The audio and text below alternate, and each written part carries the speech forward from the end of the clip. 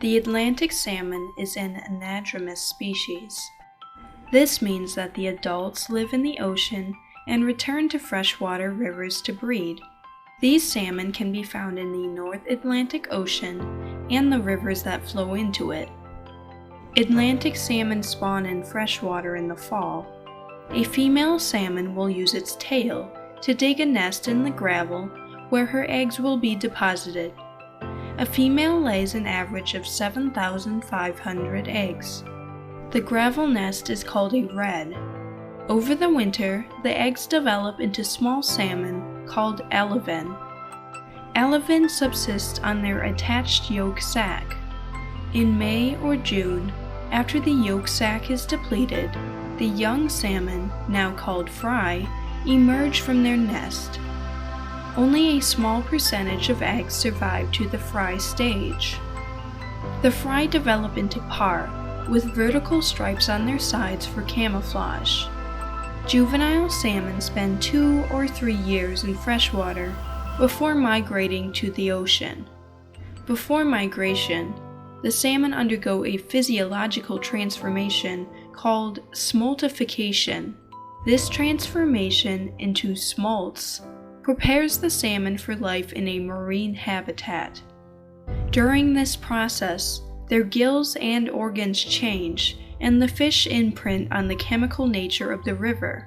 This enables them to find their way back to the place they were born.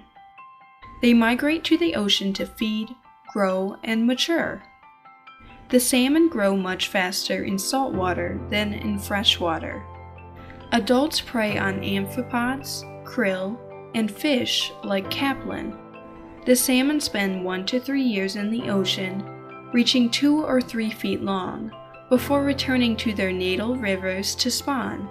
They must swim against strong river currents to reach their spawning grounds. They migrate with the help of the Earth's magnetic fields and their sense of smell. Many Atlantic salmon die after the first time they spawn. Very few spawn a second time, and even fewer a third or fourth time. They only live 4 to 6 years. They are preyed on by birds, marine mammals, and large fish. Commercial fishing for wild Atlantic salmon in the United States is prohibited. Only farm-raised Atlantic salmon can be found in the U.S. fish markets. Atlantic salmon farming is controversial because of the many environmental impacts. Chemicals and fish waste from these farms pollute water systems. The farms also rely on unsustainable industrial fishing to provide food for the salmon. Accidents sometimes happen where thousands of farm fish are released into the ocean due to net failure. Even with fishing restrictions, many populations of wild Atlantic salmon are still in decline. Their populations are vulnerable to many threats like pollution and predation by introduced species. Man-made dams and culverts can block access to their quality habitat. For more marine facts, click the subscribe button.